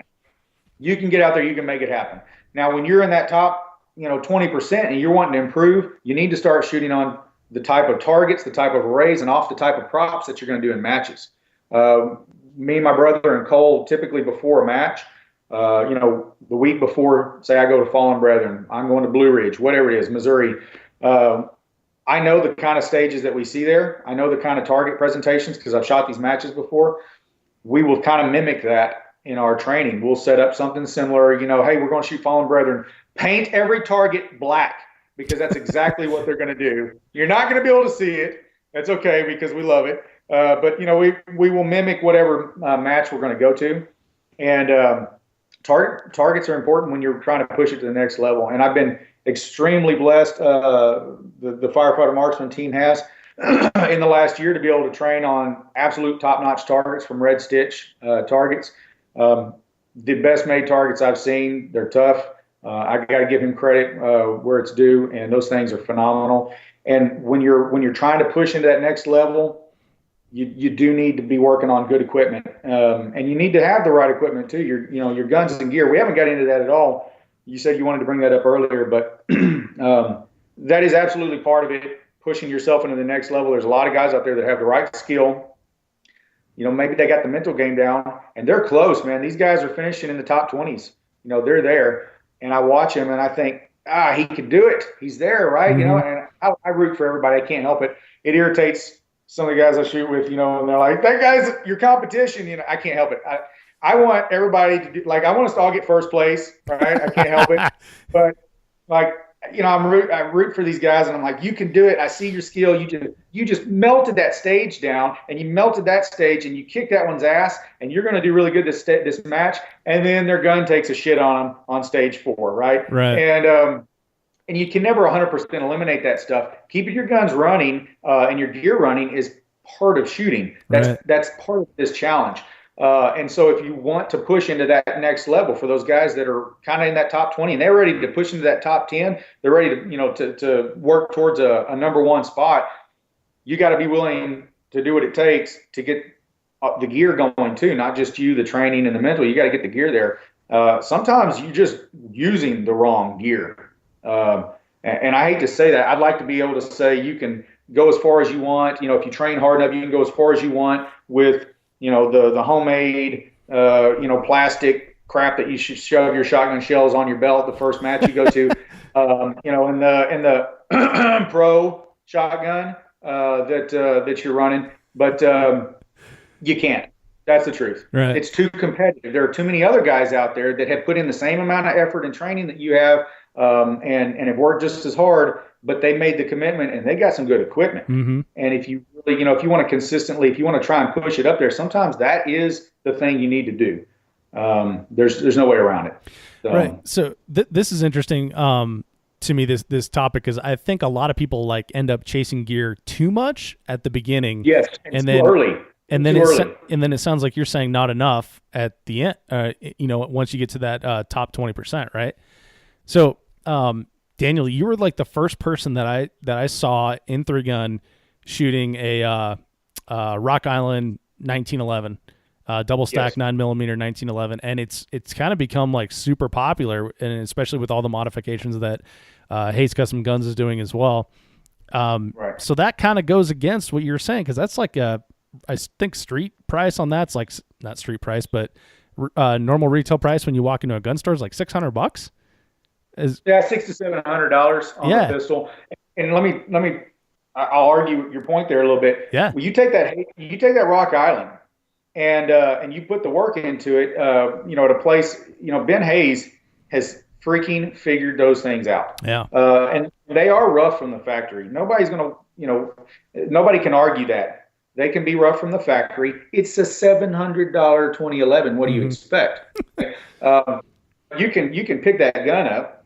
You can send it to the shop and have $700-800 worth of work done to it and work out the kinks, make it look cool, do some little performance enhancements. If it does have some issues from the factory, because I'm not going to lie to you, some of them absolutely did. My personal one had to be rebarreled.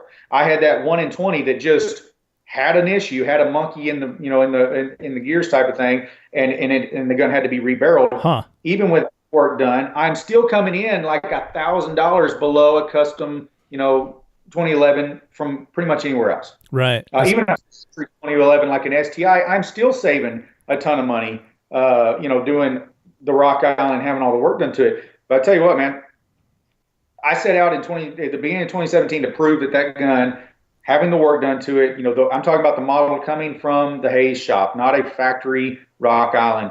Right. But one of the Hayes Custom Guns treated Rock Island 2011s. My goal was to set out and prove that gun could carry you as far as you wanted. That's not to say there's not a nicer gun out there.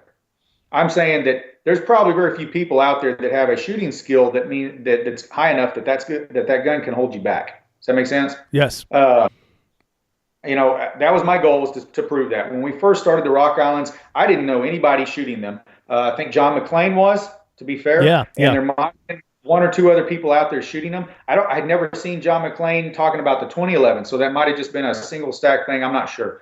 We'd have to ask him one day. But yeah, and to be honest, as soon as I said that, I realized that John McClain has been shooting them. So I'll go back on that one. But yeah, the first time that I had one in my hands was when I was at Hayes Custom Guns, and Josh Kinney was there, and we went out to test fire one that Ben had just finished.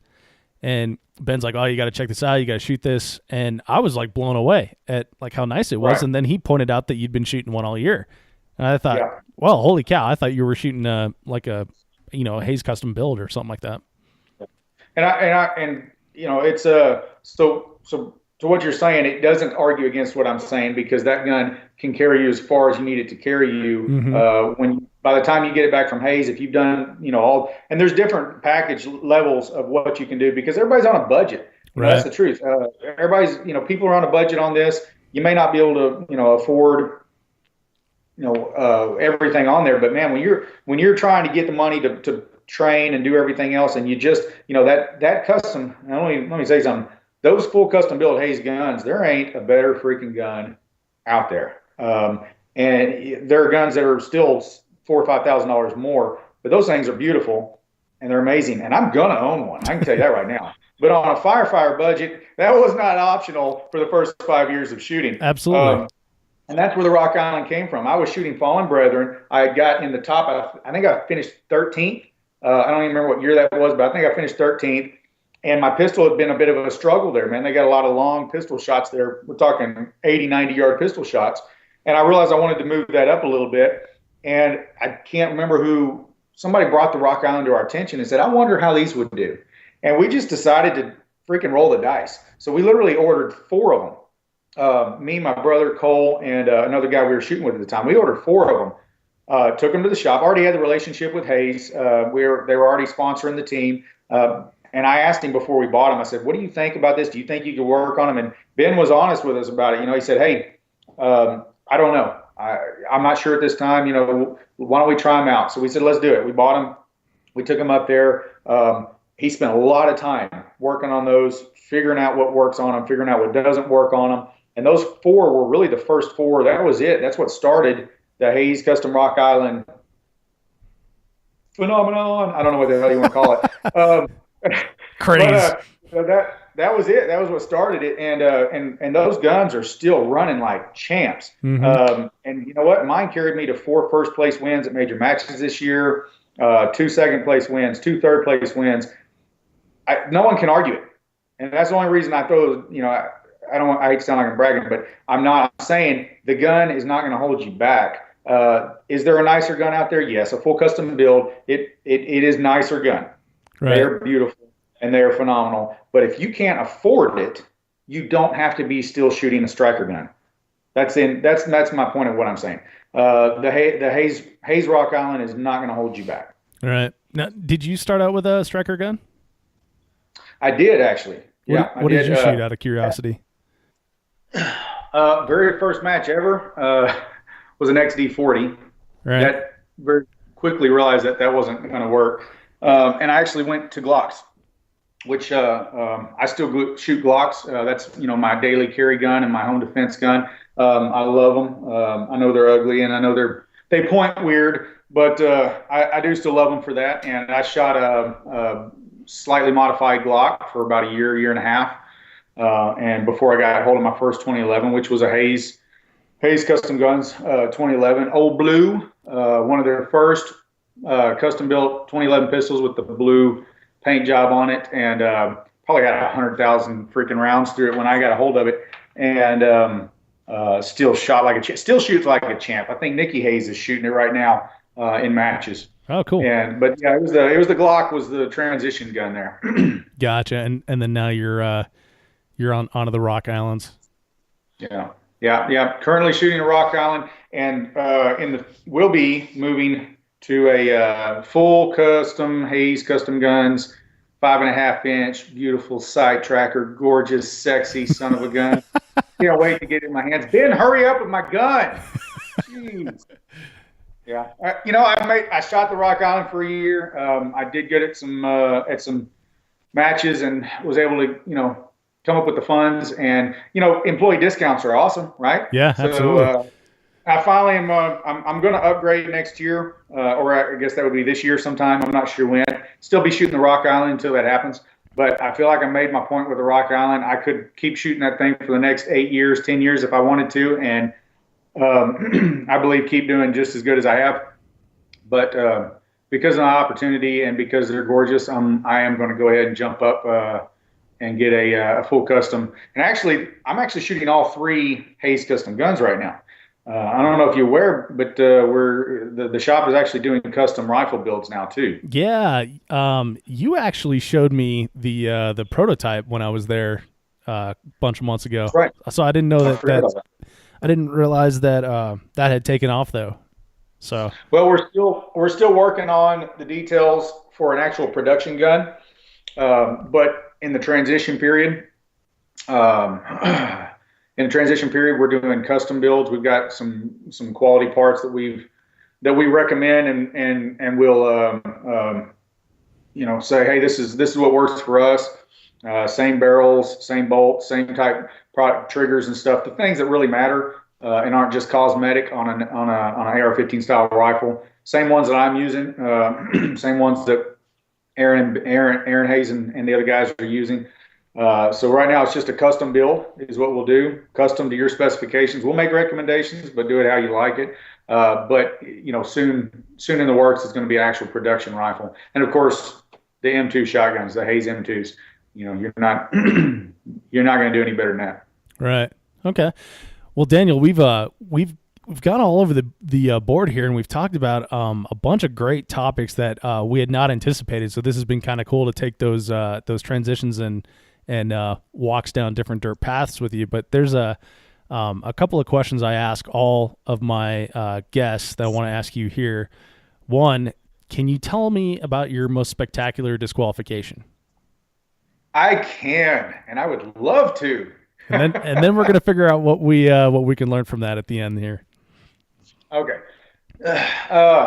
My most spectacular disqualification was actually my only disqualification. Pretty good track record. Yeah. Um, I pulled a we'll call it a Tischhauser. Say that. Okay. I blew a hole in the bay, the floor of the bay, about 8 feet in front of me with my shotgun. Oh, okay. I remembers that. Those were the best memes ever, by the way. You remember all those from the shotgun blast, and those were the best. From Jesse's torching one off. Yep. Yes. When he torched one off into the floor, those were phenomenal. That was my favorite 2 or 3 days on Facebook ever. but mine was less exciting and non-intentional. It gets hot as crap here in Texas, and we sweat in the summer. Yes. And I was shooting a distant arms 3-gun match with Mike Whitesides and Lan out there, and those guys. They put on a fun match every month, and I was shooting that match, and at the beginning of the stage, I had opted to drop and load first. It had a designated shooting position with more than 9 shotgun targets in front of you, and you couldn't leave the position. So it was either shoot and then drop and load and shoot. I opted to load first, and I guess out of habit, it was from a low ready start. Out of habit, when the timer went off, I hit the safety off before I dropped and loaded. In retrospect, and what I'd probably do now is I probably would go ahead and drop and load, and then as I'm coming back up, take the safety off. Right. So my fingers pressing against the safety, and as the timer goes off, I activate, the safety, and then drop to spin it. And I was sweating so bad. It was like 100, and I think it was 100 degrees that day, 99, and the humidity was up. So I'm just drenched in sweat. I was sweating so bad, I went to flip and spin that shotgun super fast, and it slid in my hand. I lost my grip on it, which, by the way, is a hell of an argument for some stippling on those freaking shotgun stocks. I went and had that done. Steve Lee at the Hayes shop does all their stippling.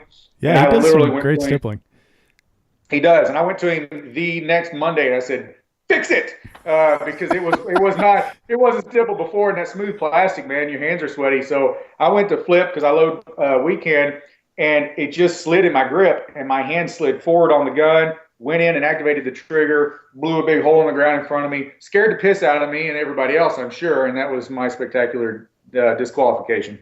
Nice. So the things we learned from this one were stippling helps to keep grip when you're super sweaty, and then keep that. Daniel was super sweaty.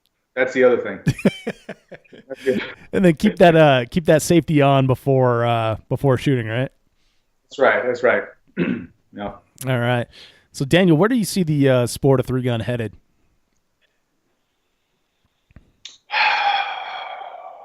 That's a good question.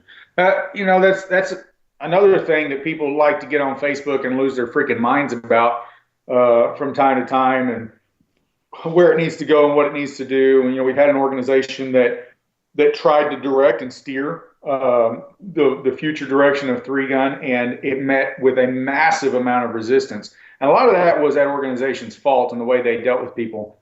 And I'm not going to be shy about saying that. But I think that what works for 3-gun is independent major matches that run shit the way that they want to run shit, and people pick and choose the matches they want to shoot based on that.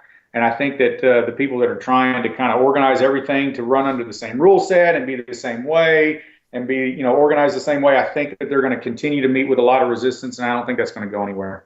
I would like to say that 3-gun is going to grow and become this massive sport, and be, NASCAR or something like that. I don't think it will. I think it can get bigger. I think it will get bigger by us mentoring people into the sport, like I talked about at the beginning of the show. I don't think it's going to, I don't think it's going to explode and be the fastest growing sport in America and all this stuff. And honestly, I'm okay with that. I'll live. I like the community. I like the people in it. And if it stayed the same and I kept shooting the same awesome matches and with the same people for the next 30 years, I'm okay with that, quite frankly. And I know there's people that are not, and they, want to grow it and make it bigger. A lot of those are match directors and people that are more in the administrative and less of the competitor side of it, I think. But, I think it'll continue to grow because I think people are going to keep putting effort in to bringing people into it because it's rewarding, it's challenging. I've taken, I've got a friend, I won't say his name, but I've got a good friend of mine that is a very shy, very reserved guy. Didn't want to do anything with anybody looking at him. Probably quit out of every public speaking class he ever had to take in school. He was just a little anxious and that kind of stuff. He wanted to shoot 3-gun. Too nervous to do it. I took him out, and 5 matches in, this dude's whole personality has changed. He is confident. He is ready to go out and do it. He's shooting matches on his own. I ain't got to hold his hand anymore. He's going out and shooting matches. This is a rewarding sport in a lot of ways. For the bonding time, one of the biggest things that I love about it is I can take this sport transcends age. You can shoot this from 8 years old to 88 years old. That's true. There's fathers, grandfathers, sons, grandsons, all shooting in the same stage or in the same squad, shooting together. Fathers, daughters. One of the best father-daughter relationships I've ever seen is a guy that shoots locally here with his teenage daughter, and they spend time together on the road shooting and doing 3-gun. And you just don't find that a lot of places in this world anymore. The community, the way that everybody will help each other out. Yeah, we'll get on Facebook and trash talk each other and talk a bunch of shit and throw a big hissy fit and get our panties in a freaking wad. I won't say who I'm talking about there. Stand with Josh. But what is it? Pray for Josh, right? Pray for Josh, yeah. Yeah, pray for Josh. And anyway, we'll do all that, but the same people that were yelling at you on Facebook the day before at that match are going to freaking go out of their way to help you out. They're going to grab the damn magazine out of their bag when yours blows apart and go, here, use mine, or you're out of ammo, here, take some slugs. The community is phenomenal, and it's exceptional, and I've never seen anything like it, even though I've competed in almost every freaking type of sport or community out there that there is, and I've never seen anything like it. And I don't know that I want it to grow to a point where that changes. So that's my stance on it. That'd probably be pretty unpopular to a lot of people, but it can grow. It's got plenty of room to grow, and it can also feed its supporters. And here's something I want to touch on. Can I go on a tangent? Sure, buddy. Everybody ready? Here's a tangent. Stop saving $5 freaking to order a part online from a company that doesn't support 3-gun. People. End of story. Yeah. Actually, no, not end of story. You and I've discussed this privately before, and this is one of the things I respect about you the most, other than your good resetting ability, is this philosophy that you have right here. So I'm excited that you brought it up. Yeah, I almost forgot. It would have been a disaster. I know. I need at least one thing to go off on, right? So here we go. There are a lot of companies that put their heart and soul and effort into supporting this community. If we're too selfish or stingy to support them back, we don't deserve them. That's the truth. Yes. If you're saving $40, $50 ordering a part or buying something from a company that's not putting into 3-gun just because they have a sale running online and you can, buy it off of Amazon or wherever a little bit cheaper, instead of supporting that company that put that rifle on that prize table or that optic on that prize table or, sponsored the match, and that's why you're having a match in the first damn place, then you need to reevaluate your priorities. I'm on a budget. Talk about balling on a budget. Dude, I am. From the get-go, I have done this on a strict budget. I've refused to take any money from my paycheck that is for my family and put it towards 3-gun. So I've always done it based off of some part-time job that I make a little money at here and there. I get being on a budget, but saving $50 to order this part from Joe Blow over here because it saves $50 instead of this company that supports the matches that you want to go to is asinine. Yeah. That's my favorite word. Useful. We need to support these companies. I will not represent a company that does not support 3-gun matches, not just shooters, but matches. That's very important. We want these big matches. We want these to happen. They need to be the companies that support them need to be supported back. That's all there is to it. That's a very important thing to me. There's a lot of companies out there that support these matches, we need to support them back. Red Stitch Targets, I have a phenomenal relationship with them. They are, it's amazing how much they have jumped in and supported three-gun matches just in the last couple of years. They are high-level sponsors of the Extreme Texas Three-Gun Challenge, Vortex Shooter Source match, Blue Ridge Mountain. They put on an entire stage. I don't know if you made it to Blue Ridge this last year, but every year at Blue Ridge that I've been, there's an entire stage full of targets, and he's out there, setting all that stuff up and doing that. And SoCo Three-Gun. Yep. Travis out there, he is supporting that company is supporting a ton of three-gun matches, and there's other companies that are too. And so when a big thing to me is support those companies. The companies that I choose to associate myself with and buy products from, they are shooting a three-gun match. If I need a part, if I need a whatever, I don't care, name a part, something, and I don't know a company, I don't know, it's not an easy one. Like, I need a mount, okay, a mount for a rifle. And it's not just me. When I'm building rifles for friends, like we talked about earlier, I need a mount for this scope. Okay, don't order one. Hold on. What are you thinking about looking at? Warren mounts, Vortex, all these Burris. There's so many companies that support three-gun that make these products. Direct them. There's nothing wrong with telling somebody, hey, man, you should get that one because it's a good product and the company's awesome too. And these companies that support three-gun, they do it for a reason. They're doing it to get a return, and there's nothing wrong with that. And we need to show them some love in that regard. Literally, I have literally gone when I couldn't right off the top of my head find a product or think of a company that made a product that I needed, whatever that part was. I've literally started going to matches that I go to personally. The 10 or 12 majors I like to shoot. Go to their Facebook page or their website and pull up their sponsor list at the bottom and start scrolling through and looking at companies. Oh, yeah, that's right. Them. They make those. I forgot about that, and they supported this match. I'll go on their website and buy it. I bought, triggers and mounts and all kinds of stuff, full retail directly from the website of the company. And you know what, people? If you can't take 10 seconds to write in the comments when you're making that online order, thanks for sponsoring this match. Seriously? 10 seconds. Let them know why you're buying these products from them. There ain't nothing wrong with that. If you want these companies to keep supporting your match, I know that people are buying products and spending money because companies support matches. You do it. I do it. A lot of people do it. You still got to let them know because they have no way of tracking that. From a marketing standpoint or from a business standpoint, there's no way of them tracking how many of these sales are coming from three-gunners. How much of this is being generated because we supported this match? If we don't tell them, they don't know. Yeah, and one thank you card and one email goes a long way. When you have like that sort of question in your mind, and the annual meeting comes up and like, hey, should we support this match? They go back to hey, Jim Bob over here sent us this thank you note. Obviously, it's reaching some people. Right. Very important. Again, the people that argue that they want to grow our sport, to have the sport the way we have it now, we need sponsorship, we need support, and to do that, we need to return that. When you need something, you need to go to the companies that support the industry. Right. Well, Daniel, it's a very good point. I'm glad you brought that one up. But final question here. Any one thought or one piece of advice that you want to leave the audience with?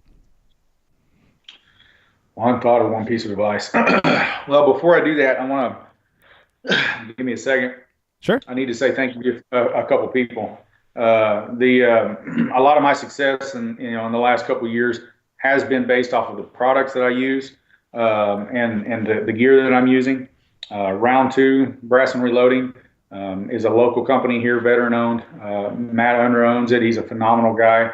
And they have been supporting three-gun matches and three-gun shooters here for a while and make a fantastic product that I'm very happy with.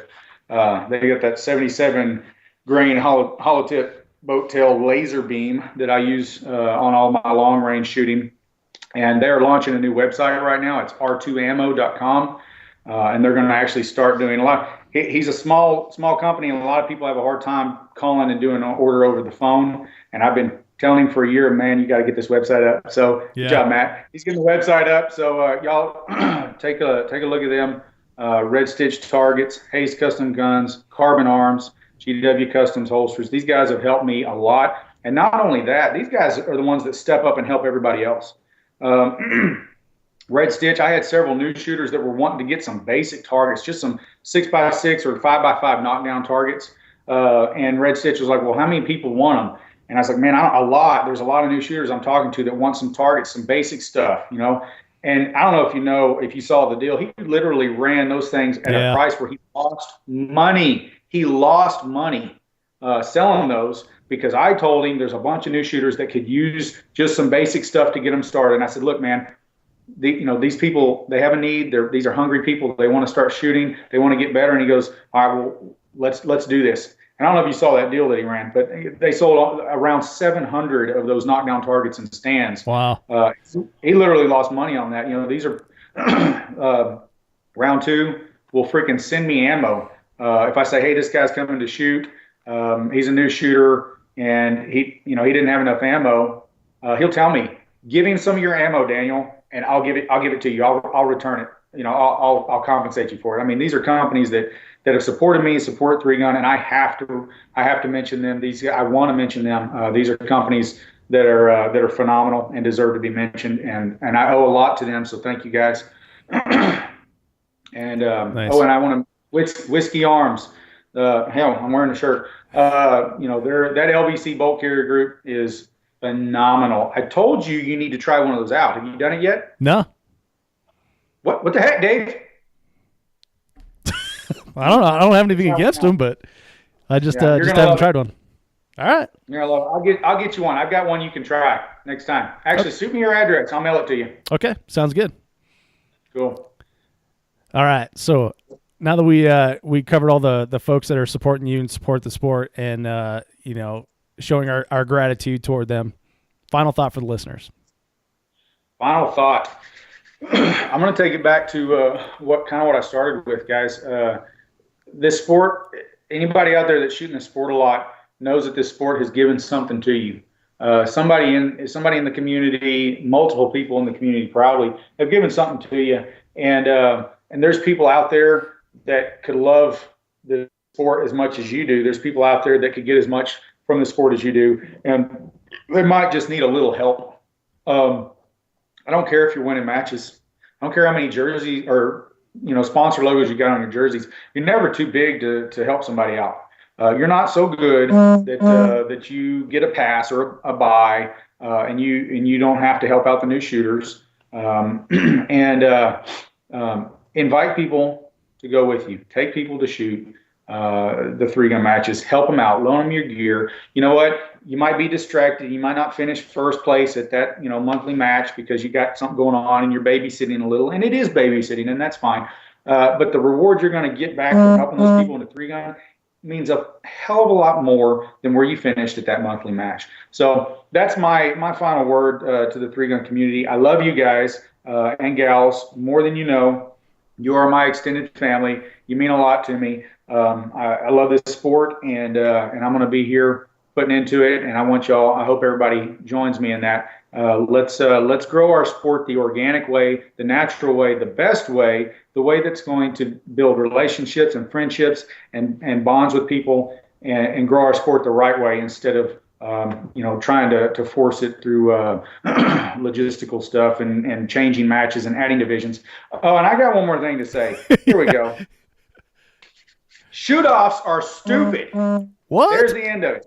Oh yeah, this is the part that Daniel just gets thrown there. Shoot-offs are stupid. I hate shoot-offs. It is a poor representation of the vast span that is the skill of Three Gun. Right. Every gun, every individual, all three guns have multiple different branches of challenges and skills, close, far, near, moving. There's so many different things. And a shoot-off is a very poor representation of Three Gun skills. People can train shoot-offs and nothing but shoot-offs and be good at shoot-offs and be terrible Three Gunners when they go to a real match. And come on, guys. Seriously, maybe it makes good TV or whatever, Three Gun Nation. But shoot off are a poor representation. They are a lot of fun. It's fun. That's for sure. I shot the Generation 3-gun match. Yeah. And we had a fundraiser for the youth, the 3-gun nation, Generation 3-gun. Phenomenal organization, phenomenal match. Chad and them do a great job, and they're raising money to help young shooters get into to 3-gun and shoot more. I love them. I love that goal, and I love that process. And they put on a shoot-off at the end where they paired a junior shooter at the match with 2 grown-up shooters, 2 adult shooters that had shot the match, and they did a shoot-off for that. And the money raised went to the foundation. Phenomenal idea, ton of fun. That was so much fun. But, yeah, exactly. As a representation of 3-gun shooting skill, I think a shoot-off is a poor representation. I think that's actually what draws some of the disdain and ridicule from the online community. People watching us burn down targets that are 8 feet in front of us, and they think that we think we're cool because we're doing it. So there's my 2 cents. Daniel Jirasek thinks shoot-off are stupid. Nice. I like it. Yeah, it's an interesting format. Like maybe once a year, it does add something completely unique to it, and it is one of those skill sets, like you said, for the vastness of the skill sets that are involved in rifle, pistol, and shotgun that we get to test. All right, well Daniel, that's a great final thought. Your text messages are blowing up right now, so your wife's probably trying to get a hold of you or something. And are you hearing that? Yeah, I can hear when it vibrates, but it wasn't too bad. Everyone will wonder what it means until right at the end here, and then they'll be like, oh, that's what that was. Now you know. Well, Daniel, this has been a great time, man. I really appreciate you taking the time out of your day to sit down and chat with me, and appreciate your perspective on the sport. And all the best luck to you in 2018, man. And I'll see you on the range, buddy. Thanks, Dave. I appreciate you having me on and let me ruffle some feathers. Absolutely. Anytime, man. Anytime. Hey, before you take off, check out the show notes at 3gunshow.com for links to things that we discussed in the podcast. You can also sign up on Patreon as a 3-Gun Show supporter or purchase your very own 3-Gun Show logoed apparel. As always, this podcast is brought to you by Armalite. Through Armalite, I am able to get special pricing for listeners on their line of 3-gun rifles. They have the 13.5 and the 18-inch model, and I can also get you a good price on uppers as well, like the whole upper receiver. If you're more of like a build your own kind of person, I have a few of their competition handguards left over, 12-inch, 15-inch sizes, whatever it's going to take to finish your build. So when you're in the market for a rifle or components to build your own, just email me, dave@3gunshow.com, and I will hook you up. Anytime you see me on the range, you can check out my rifle. I'm currently rocking the 13.5-inch 3-gun rifle. On top of it, I have a Vortex Optics Viper PST 1-6. And you can shoot it. Check it out. It'll be a good time. And a quick reminder that if you enjoyed this episode of the podcast, subscribe in iTunes, Google Play, Podcast Addict, or wherever you get your podcast content so you will always get the very latest. Thank you so much for downloading, listening, and subscribing to the show. I'm Dave Hartman, and I'll see you on the range.